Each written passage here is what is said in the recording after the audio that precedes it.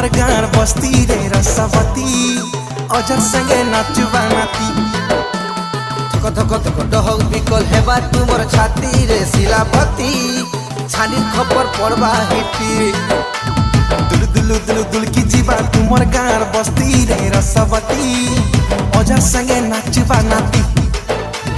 थक थक थक डहक बिकल हेबा तुमर छाती रे शिलापति छानी खबर पड़बा हिटी आमे जिया रे गाल रे धन शिश खुटिली हमको जेभे देखबा थी मु पूरा असली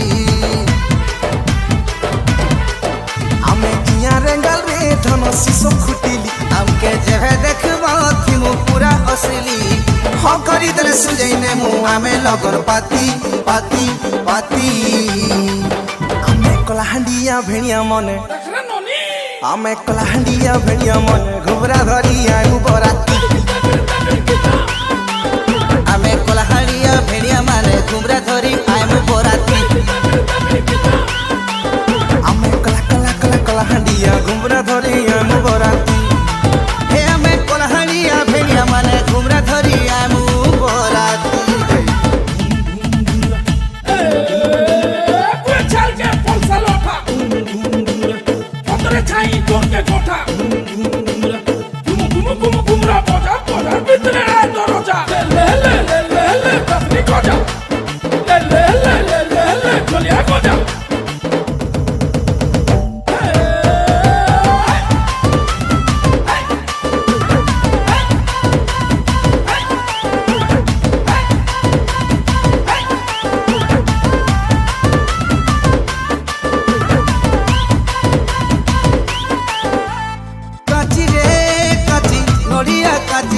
घाटगा तुमर हलदी मखा हाँ बाछी रे बाछी से दिनों तुमको बाछी नहीं छू जे भूपाइनो देखा होय सेका तो सेका पाना पतरे गालो सेका के आमे थी मुरे टाकी छेका तो छेका भूले सालिर बात छेका भी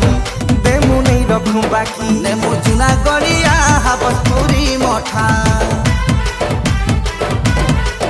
बुही साथे भारो आसवाली और सांपेठा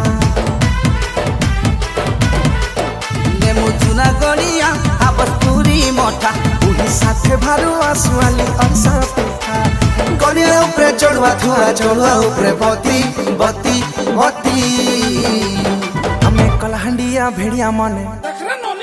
हमें कलाहांडिया भेड़िया मन घुमरा धरी आयु बराती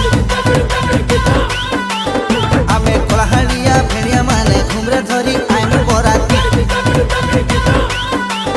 हमें कला कला कला कलाहांडिया घुमरा धरी आयु बराती